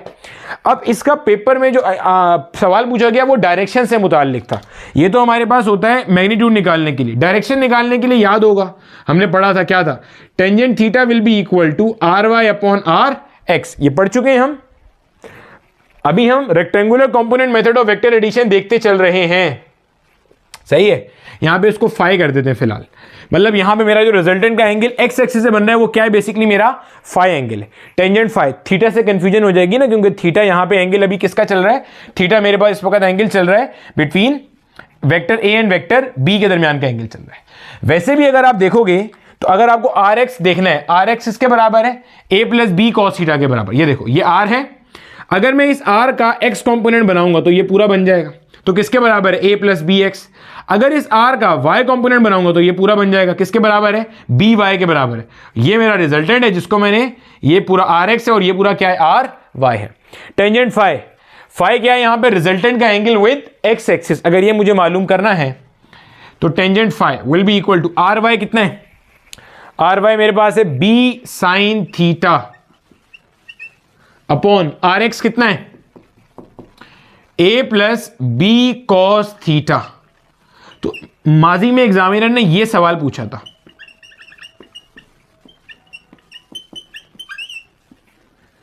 ए प्लस बी कॉस थीटा, ये सवाल आया था। क्या सवाल था कि अगर आपके पास दो वेक्टर्स हैं, अगर आपके पास दो वेक्टर्स हैं और ये दो वेक्टर्स आपके पास ये चीज फॉर्म कर रहे हैं, ये दो वेक्टर्स हमारे पास adjacent sides of a parallelogram form कर रहे हैं, तो रिजल्टेंट का angle with positive X axis. अब बच्चों के जहन में ये चीज तो होती है क्योंकि साइन रूल पड़ा हुआ होता है, ये वहां चला जाएगा, यहां आ जाएगा, ये नीचे आ जाएगा, ये बच्चों के जहन में फिट हुआ हुआ होता है एकदम, लेकिन ये किसी के जहन में ही नहीं था कि ये ऐसे भी आ सकता है। तो ये हमने क्या करा, ये हमने rectangular component method of vector addition को इस्तेमाल किया दो वेक्टर्स, मतलब ये समझ लो rectangular component method of vector addition का एक स्पेशल केस बन गया, जिसमें पहला वेक्टर आपका एक्स एक्सिस पे लाई कर रहा है, दूसरा वाला वेक्टर उससे कुछ एंगल थीटा बना रहा है। तो उस केस में रिजल्टेंट निकालना है तो भाई ये होगा, और डायरेक्शन निकालनी है तो फिर ये होगा। क्लियर है, ये हो गया हमारे पास, ठीक हो गया। अब उसमें ऐसा भी हो सकता है कि वो आपसे कभी कभार ऐसा पूछना शुरू हो जाए कि भाई आप बताइए, अगर पहला वेक्टर एक्स एक्सिस पे लाई कर रहा है और दूसरा उससे 90 डिग्री का एंगल बना रहा है, दूसरा क्या कर रहा है, उससे 90 डिग्री का एंगल बना रहा है, तो यही काम करेंगे, ऐसे आएंगे यहां तक, यहां पे थीटा की जगह पे क्या रख देंगे, 90 डिग्री, यहां भी 90 डिग्री, साइन 90 डिग्री कितना हो जाएगा, 1, तो यहां बी बच जाएगा सिर्फ, कॉस 90 0 है, तो ये वाला फैक्टर खत्म हो जाएगा, लेकिन ए फिर भी बचेगा, यानी कि टेंजेंट इनवर्स बी अपॉन ए आएगा। बात समझ आ रही है, बिल्कुल कॉन्सेप्चुअल लेक्चर चल रहा है, एक दफा में नहीं बल्ले पड़े तो दोबारा से देखना। रिकॉर्डेड लेक्चर का यही तो फायदा होता है, किसी भी लेवल तक का आप जाकर के बता सकते हो और आप उसको आराम से हजम कर सकते हो, जितनी बार देखना हो देख सकते हो, क्योंकि ये सब आपके पास अवेलेबल रहेगा। तो ये हमारे पास पास पेपर में आया हुआ क्वेश्चन है। अब देख रहे हो आपका एग्जामिनर कितनी चालाकी से गेम करता है। आप अपनी चारों बोर्ड की किताबें उठा के देखना, आपको ये मिलेगा या ये मिलेगा, ये मिलेगा और ये मिलेगा, आपको ये लिखा हुआ नहीं मिलेगा कहीं पर, कहीं भी नहीं मिलेगा लिखा हुआ। ये एग्जामिनर ने क्या किया, एग्जामिनर ने दो कॉन्सेप्ट्स को एक साथ मर्ज कर दिया। पहला, rectangular component method of vector addition में एग्जामिनर आपको जनरल सिखाता है कि क्या करना है, इंडिविजुअल वेक्टर्स को ऐड करना है, सबके एक्स निकालो, सबके वाई निकालो, ऐसे जोड़ लो और ऐसे मैग्नीट्यूड निकाल लो और ऐसे डायरेक्शन निकाल लो। क्वाड्रेंट का कॉन्सेप्ट भी दिया था सब। यहां पे जो आपका लॉ ऑफ कोसाइन था वो इसी का एक स्पेशल केस तो है कि आपका वेक्टर ए लाई कर रहा है एक्स एक्सिस पे, वेक्टर भी आगे कुछ थीटा बना रहा है, आपने पूरा law of cosine law of sign से निकाल लिया, मजे में आ गया। अब इसी को अगर रेक्टेंगुलर कंपोनेंट से करोगे तो ये बन जाएगा। फिर मैंने एक और केस बता दिया, मतलब एक और केस अलग से नहीं बताया, वो मैंने कहा एग्जामिनर ये भी कह सकता है कि अगर एंगल 90 डिग्री होगा दो वेक्टर से दरमियान में तो क्या करोगे, भाई यही काम करोगे, बस आखिर में थीटा को 90 पुट कर देना। समझ आ रही है, 90 पुट कर देना। अगर वो कुछ और पूछे, अगर बोले नहीं 90 नहीं है 120 डिग्री है, फिर यहां पुट कर देंगे उठा के, सिंपल। ये काम एक बार समझ में आ गया ना तो एंगल जो भी बोलता रहेगा उसको हम पुट करते चले जाएंगे। क्लियर है, चलो कॉपी कर लो, आगे चलते हैं। अच्छा बेटे, अब हमने यहां पे एक चीज ये नोट कर ली कि जब कभी आप दो वेक्टर्स को ऐड करते हो तो उनका जो रिजल्टेंट है this is given by r equals under root A square plus B square plus 2ab cos of theta. इसमें थीटा से मुराद क्या है, हमारे पास a और b के दरमियान में बनने वाला एंगल, ठीक है। और हमने ये भी देख लिया कि इसका डायरेक्शन आप कैसे कैसे निकाल सकते हो। एक तो फॉर्मूला वही है tangent phi equals R Y upon R X, दूसरा भी देख लिया हमने, ठीक है। अब यहाँ पे अगर आप एक चीज़ नोट करोगे ना बच्चे, आपका रिजल्टेंट किस पर डिपेंड कर रहा है, आपका रिजल्टेंट डिपेंड कर रहा है कॉस थीटा के ऊपर। रिजल्टेंट किस पर डिपेंड कर रहा है, कॉस थीटा पे। मतलब समझना, थीटा क्या है, थीटा ए और बी के दरमियान में बनने वाला एंगल है। अब यहाँ से आपको वाज़े तौर पे नज़र आएगी एक चीज़ जो मैंने स्टार्ट में शायद बहुत पहले बात की होगी। मैंने कहा था अगर एक नंबर आपका 3 है, एक नंबर आपका 4 है। अब देखना गौर से, मैंने कहा था इसको अगर हम ऐड करते हैं तो आंसर कितना आता है, 7। मतलब आप ऐड करो, कोई दूसरा ऐड करे, कोई तीसरा ऐड करे, आंसर कितना आएगा, 7।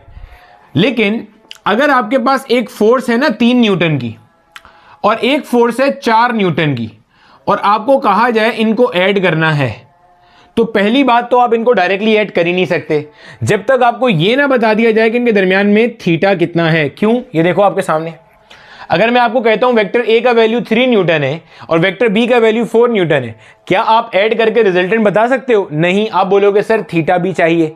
This is the difference between vector addition and scalar addition. Vector addition के लिए आपको क्या चाहिए होता है, डायरेक्शन चाहिए होती है, क्योंकि वेक्टर डायरेक्शन पे डील करते हैं, ठीक है। खैर, तो बताने का मकसद ये था कि इनका जो रिजल्टेंट है ना वो 1 न्यूटन से 7 न्यूटन तक कहीं भी लाई कर सकता है। अब ये हमें कैसे पता चल रहा है, ये अब हम समझने जा रहे हैं। समझ आ गई? इसका तो रिजल्टेंट फिक्स है ना, 3 और 4 को ऐड करा 7 आएगा। लेकिन अगर 3 न्यूटन का वेक्टर 4 न्यूटन के वेक्टर में ऐड होगा तो answer can lie anywhere between 1 Newton and 7 Newton. अभी देखते हैं और सवाल भी करते हैं। खैर, हमें नजर आ रहा है रिजल्टेंट किस पर डिपेंड कर रहा है, थीटा पे। इसका मतलब जैसे जैसे थीटा चेंज होगा वैसे वैसे रिजल्टेंट भी क्या होगा, चेंज होगा। मतलब समझो जरा, देखो भाई, कॉस थीटा की जो मैक्सिमम वैल्यू होती है ना वो होती है +1 और मिनिमम वैल्यू होती है -1। कैलकुलेटर में कॉस के आगे जो मर्जी एंगल रख के देख लो, जो तुम्हारा दिल करे। कॉस के साथ कोई भी एंगल रखो, सबसे बड़ी वैल्यू वो क्या देगा, +1। सबसे छोटी वैल्यू क्या देगा, -1। कॉस के फंक्शन की रेंज है -1 से +1 तक। -1 से -0.9 0.8 देगा और +1 से पहले 0.9 पॉइंट सब देगा, लेकिन +1 से आगे जाके +1.2 नहीं देगा। -1 से पीछे जाके -2 नहीं दे सकता, ठीक है।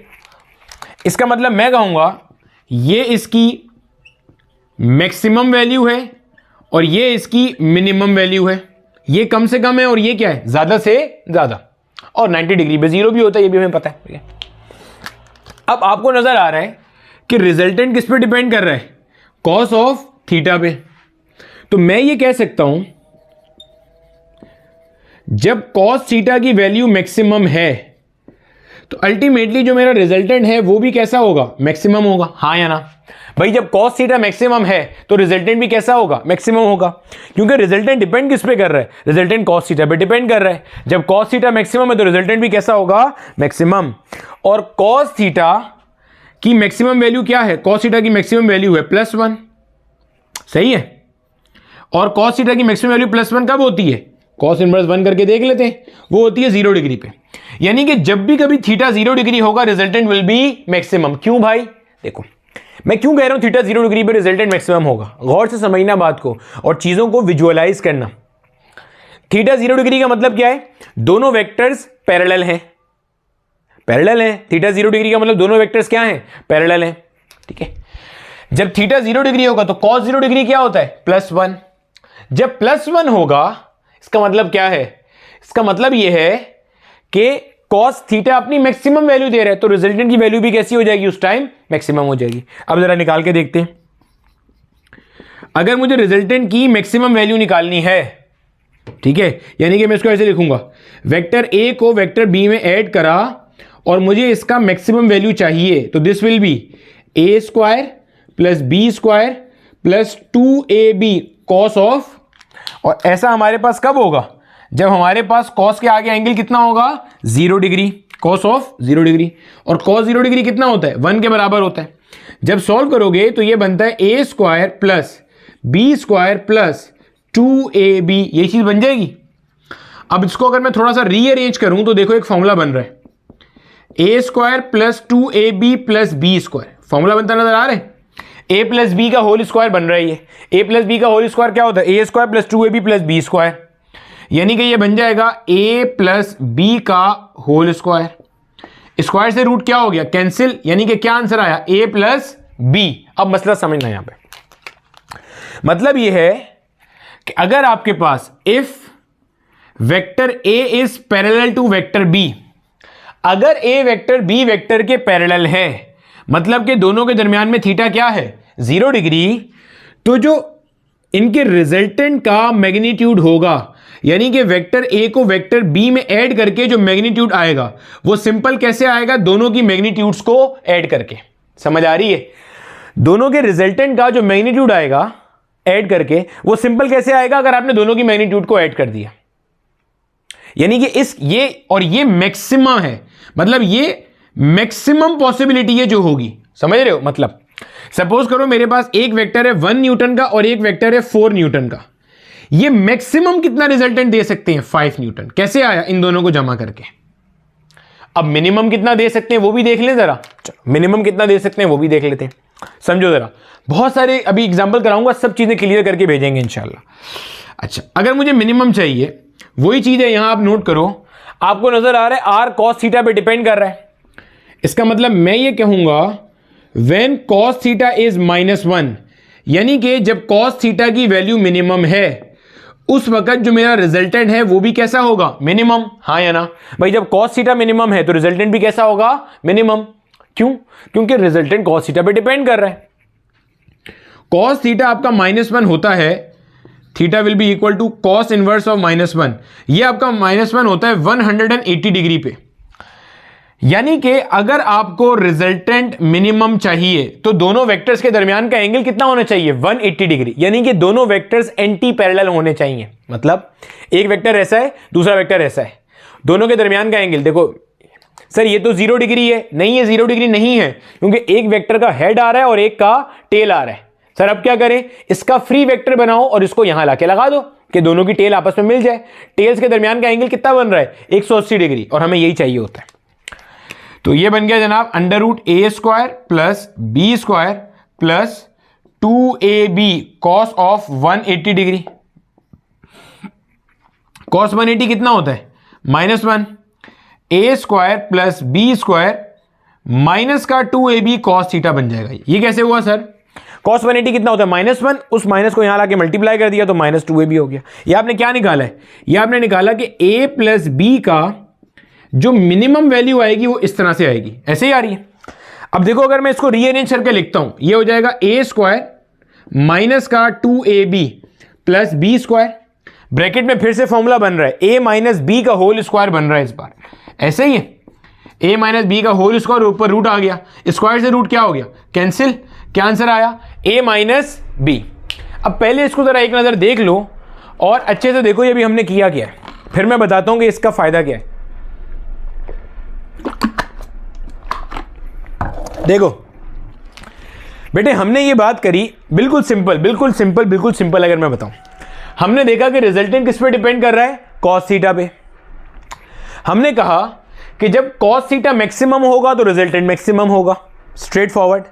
कॉस थीटा मिनिमम होगा तो रिजल्टेंट मिनिमम होगा। हमने कहा चलो देखते हैं रिजल्टेंट की मैक्सिमम वैल्यू क्या आती है, तो हमने डेरिवेशन करी, पता चला मैक्सिमम रिजल्टेंट होता है a प्लस बी के बराबर। यानी कि जिन दो वेक्टर्स को ऐड कर रहे हो, अगर उनका मैग्नीट्यूड जोड़ दिया जाए तो ये रिजल्टेंट की मैक्सिमम पॉसिबल वैल्यू है। इसी तरह से जिन दो वेक्टर्स को ऐड कर रहे हो, अगर उनके मैग्नीट्यूड को सब्ट्रैक्ट कर दिया जाए तो ये रिजल्टेंट की मिनिमम पॉसिबल वैल्यू होती है। मतलब इस बात का मतलब क्या है, इसको कॉपी कर लो जरा। अब देखो, अब जरा इसी चीज के अंदर मेरे बेटे जरा इसकी बात को समझना। यही जो ऊपर अभी एग्जांपल समझाई थी ना, अब इसी एग्जांपल को मैं दोबारा समझा रहा हूं, ठीक है, समझो। देखो मिसाल के तौर पे मेरे पास फोर्स के दो वेक्टर्स हैं, लेट्स से मेरे पास फोर्स के दो वेक्टर्स हैं, एक का वैल्यू है 3 न्यूटन का, एक का वैल्यू है 4 न्यूटन का। एक को मैंने कहा ये लेट्स से वेक्टर ए के बराबर है और ये लेट्स से मेरे पास वेक्टर बी है, सही हो गया। आपको नहीं पता वेक्टर ए और वेक्टर बी के दरमियान में कितना एंगल है, क्योंकि अगर आपको एंगल बता दिया जाए तो आप एग्जैक्ट रिजल्टेंट बता के हाथ में रख दोगे। अभी आपको पता ही नहीं है, आपसे पूछा जा रहा है कि जनाब इनके रिजल्टेंट की रेंज बताइए। रेंज से क्या मुराद है कि आप जब इन दोनों वेक्टर्स को ऐड करेंगे तो कहां से कहां तक एग्जिस्ट करेगा। यानी कि मुझे बताना है कि मैक्सिमम रिजल्टेंट क्या हो सकता है और मुझे बताना है कि मिनिमम रिजल्टेंट क्या हो सकता है। मैक्सिमम रिजल्टेंट का मतलब है कि अगर मैं ए और बी को ऐड करता हूं तो इसकी मैक्सिमम पॉसिबल वैल्यू क्या आ सकती है, और अगर मैं ए और बी को ऐड करता हूं तो इसकी मिनिमम पॉसिबल वैल्यू क्या आ सकती है। तो अभी देखा था मैक्सिमम वैल्यू के लिए आपने दोनों को जमा करना है, मिनिमम पॉसिबल वैल्यू के लिए बड़े में से छोटे को माइनस करना है। क्या करना है, बड़े में से छोटे को माइनस करना है। तो पीछे हमने पढ़ा था ना a माइनस बी, उसको अभी मैं लिख रहा हूं b माइनस a, क्योंकि यहां पे बड़ा वैल्यू b का है, छोटा वैल्यू a का है। अगर a का वैल्यू बड़ा होता और b का वैल्यू छोटा होता तो क्या लिखता, a माइनस b। समझ आ गया, सिंपल, सही है। अब देखो a प्लस बी कितना हुआ, 7 न्यूटन, और बड़े में से छोटा निकाला, a माइनस बी ही हो रहा है, बस आपने ये देखना है बड़े में से छोटा निकल रहा है। 4 माइनस 3 कितना हुआ, 1। सर a माइनस बी क्यों नहीं कर रहे, बेटे माइनस साइन आएगा। और आप क्या निकाल रहे हो, आप मैग्नीट्यूड निकाल रहे हो। मैग्नीट्यूड हमेशा कैसी होती है, पॉजिटिव, और वेक्टर में प्लस या माइनस क्या शो करता है, डायरेक्शन को। अब तक तो पढ़ चुके हैं ना ये सब, ठीक है। इसका मतलब क्या समझ में आ रहा है, इसका मतलब ये समझ में आ रहा है कि ये जो दो वेक्टर्स है ना, अगर आप इन दो वेक्टर्स को ऐड करेंगे तो इनका रिजल्टेंट लाई करेगा between 1 Newton and 7 Newton. Getting my point, 1 Newton और 7 न्यूटन के दरमियान में इनके रिजल्टेंट के पास कोई भी वैल्यू हो सकती है।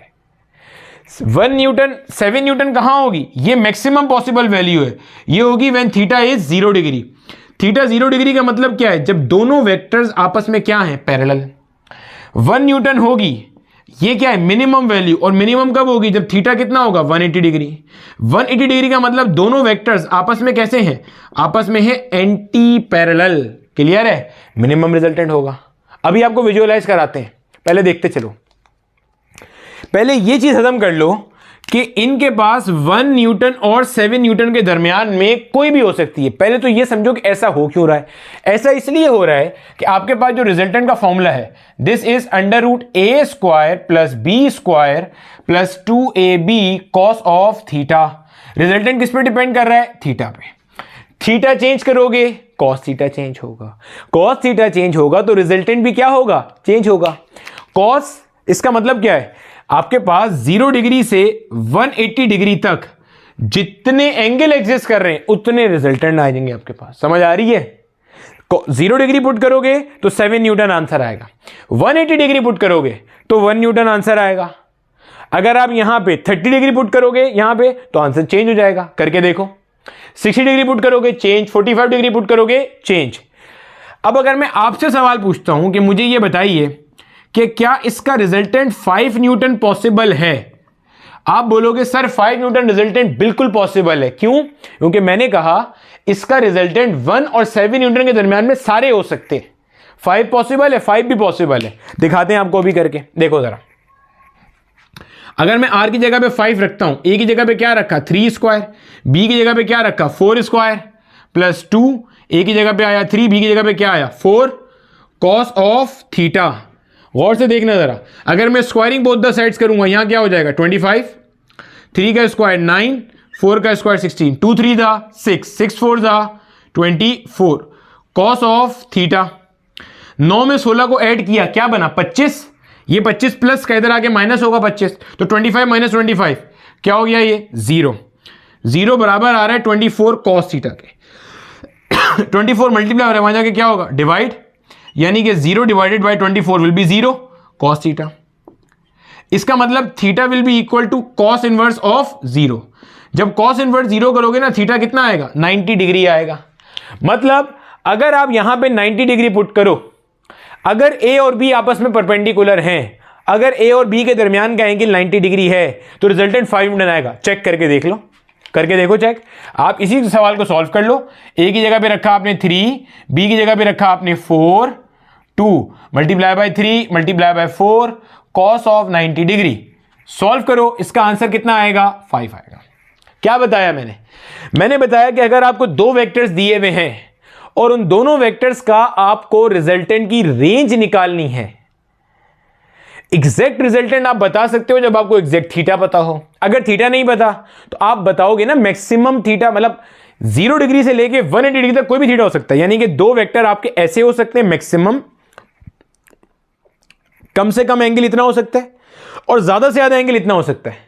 जब ये एंगल है तब भी कोई रिजल्टेंट है। रिजल्टेंट निकलता कैसे है, ठीक है, इस पे भी आते हैं। ये इस वक्त मतलब थीटा भी 0 है, कोई ना कोई रिजल्टेंट एग्जिस्ट करेगा। आहिस्ता आहिस्ता थीटा बढ़ रहा है, रिजल्टेंट चेंज हो रहा है, चेंज हो रहा है, चेंज हो रहा है, चेंज हो रहा है, चेंज हो रहा है, चेंज हो रहा है, चेंज हो रहा है, मैक्सिमम यानी कि मिनिमम पे आ गया आपका ये रिजल्टेंट। क्लियर है, ये मैक्सिमम था आपका रिजल्टेंट। क्लियर हो गया। तो आपका रिजल्टेंट बच्चे किस पे डिपेंड करता है, थीटा पे करता है, क्योंकि आपके पास जो दो वेक्टर के दरमियान का एंगल है वो 0 और 180 डिग्री में से कुछ भी हो सकता है। इसी वजह से आपका रिजल्टेंट a प्लस बी से लेकर a माइनस बी तक कहीं भी लाई कर सकता है और एग्जैक्ट वैल्यू आपको इस इक्वेशन से मिलेगी, that is r equals under root a square plus B square plus 2ab cos of theta. ये तरीका कार है हमारे पास रिजल्टेंट की वैल्यू को मालूम करने का। ठीक है, अब हमारे पास जहन में हमारे पास ना एक और कॉन्सेप्ट आता है। ये तो हमें समझ में आ गया कि थीटा 0 डिग्री के ऊपर हमें मैक्सिमम वैल्यू मिलती है, यानी कि रिजल्टेंट का मैक्सिमम। थीटा 180 पे हमें रिजल्टेंट का मिनिमम मिलता है। अब ऐसा क्यों होता है, अब जरा ये समझ लो। देखो ये सब चीजें विजुअलाइज करने की हैं। ये देखो, ये दो वेक्टर्स हैं, इन दोनों वेक्टर्स का थीटा यहां पे आपस में क्या है, 0 डिग्री, क्योंकि टेल्स मिली हुई है।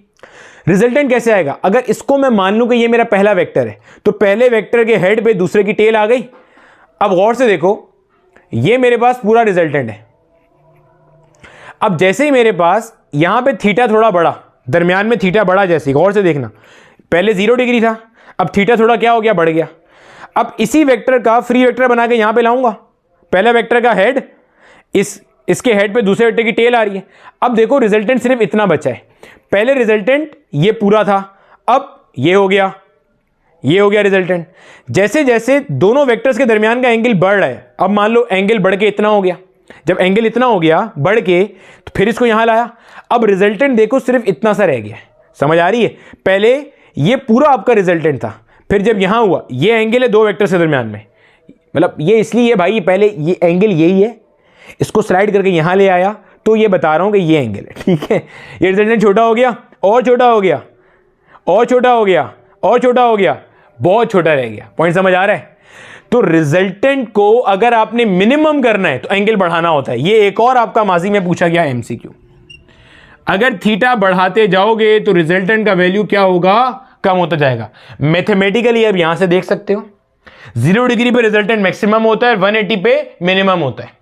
यानी कि 0 से जब 180 की तरफ जाएंगे तो एंगल बढ़ रहा है लेकिन रिजल्टेंट कम हो रहा है। विजुअलाइज मैंने वैसे करा दिया कि थीटा बढ़ेगा तो रिजल्टेंट क्या होगा, कम होता जाएगा। पॉइंट क्लियर हो गया यहां तक सारा का सारा। चलो कॉपी कर लो, आगे स्टार्ट करते हैं।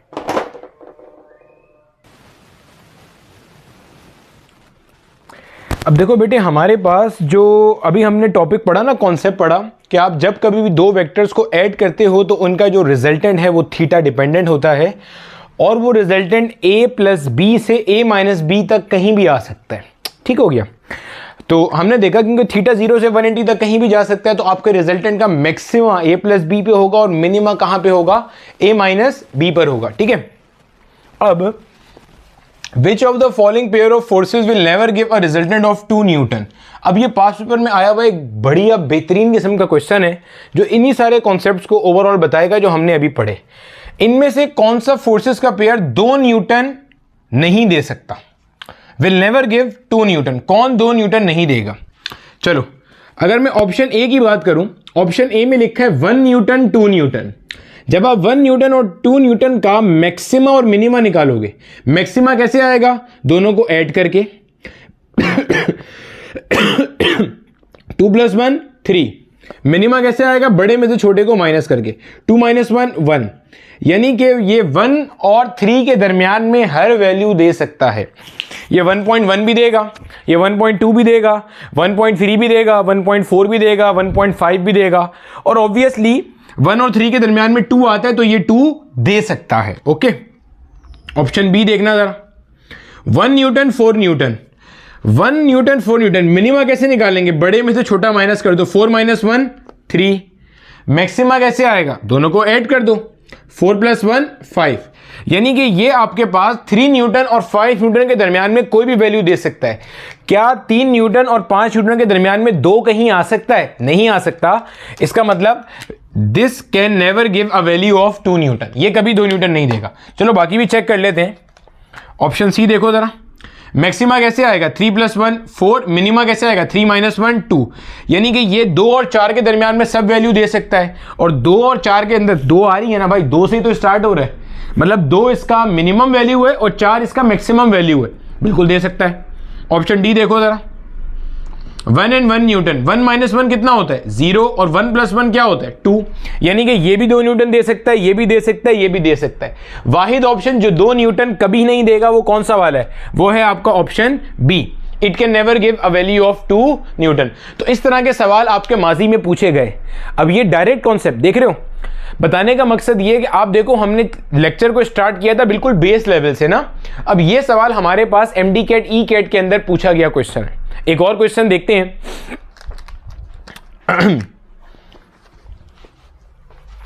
एक और सवाल जो माजी में हमसे पूछा जा चुका, वो आपको कहता है कि जनाबे वाला आपके पास ये सवाल हमसे बोर्ड के पेपर्स में भी पूछा गया।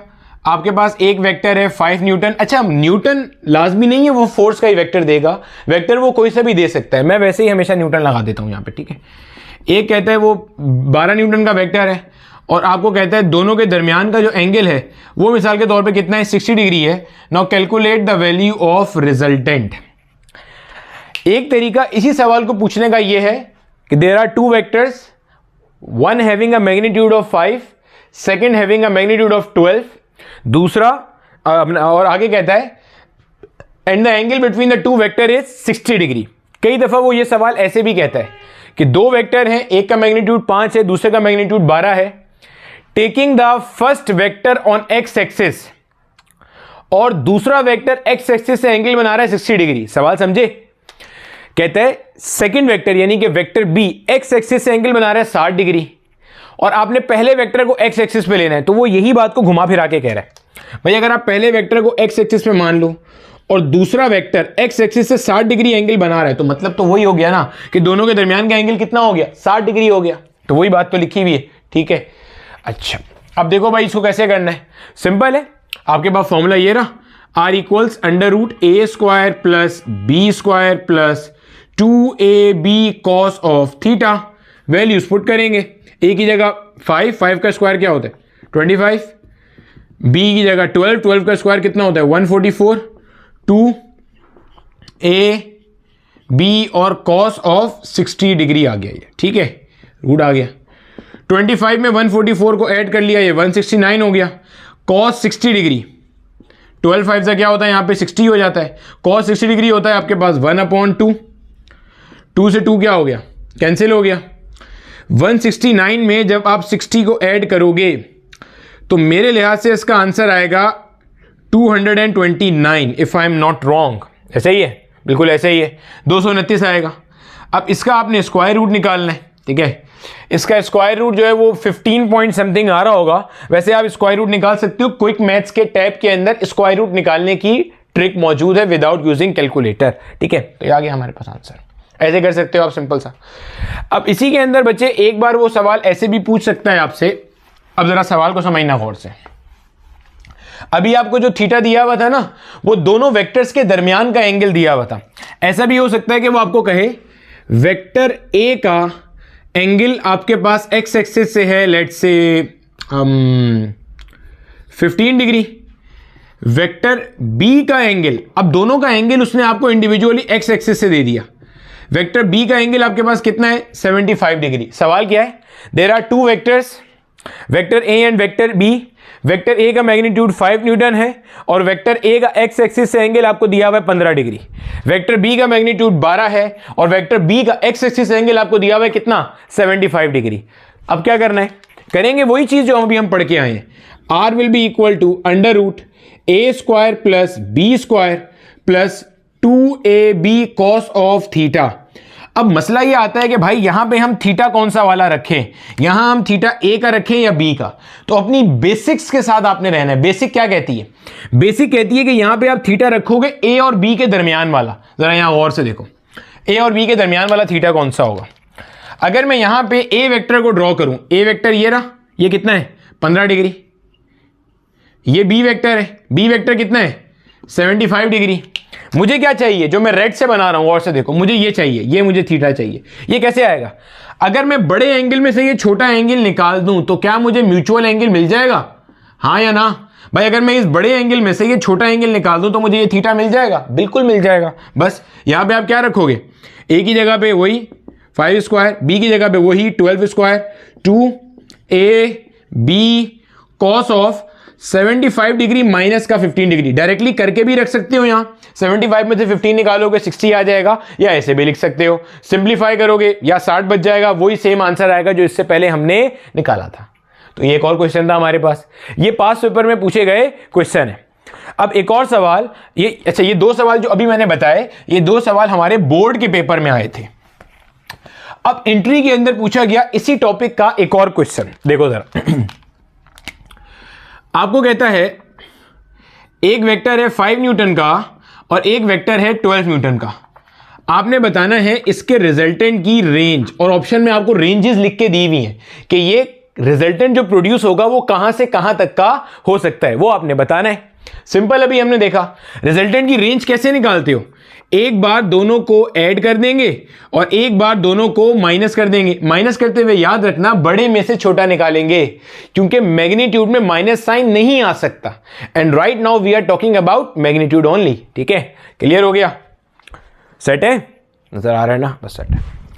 5 में 12 को ऐड किया तो क्या आता है 17।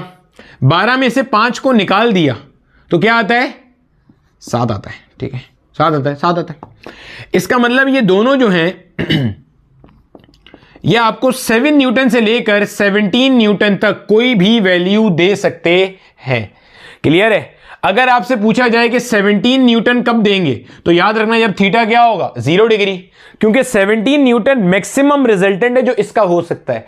और रिजल्टेंट मैक्सिमम कब होता है? When the two vectors are parallel, theta 0 degree. Similarly minimum resultant यानी कि 12 - 5 7 न्यूटन कब देंगे ये? जब थीटा कितना है 180 डिग्री। पॉइंट क्लियर हो गया? अब इसी में अगर आपका एग्जामिनर पूछे कि आपके पास दो वेक्टर्स हैं, एक वेक्टर आपका 5 न्यूटन है, एक वेक्टर आपका 12 न्यूटन है, एक को आपने ए कह दिया, एक को आपने बी कह दिया। बताओ when will the resultant be equal to let's say 13 Newton. कब आपका रिजल्टेंट 13 न्यूटन के बराबर होगा? तो इसका मतलब वो क्या पूछना चाह रहा है, वो आपसे थीटा पूछना चाह रहा है कि बताओ ए और बी के दरमियान में मैं ऐसा क्या एंगल रखूं कि रिजल्टेंट कितना है 13 न्यूटन। पहले तो ये देख लो कि 13 न्यूटन आ भी सकता है या नहीं। बिल्कुल आ सकता है, क्योंकि आपको पता है 7 और 17 के दरमियान में हर वैल्यू आ सकती है। 8 भी आ सकता है, 9 भी आ सकता है, 10 भी आ सकता है, 11 भी आ सकता है, 12 भी आ सकता है और 13 भी आ सकता है। उसके आगे भी आ सकते हैं, 14, 15, 16, 17 तक हर वैल्यू आ सकती है। और सिर्फ होल नंबर नहीं, डेसिमल में भी जा सकता है। क्लियर है?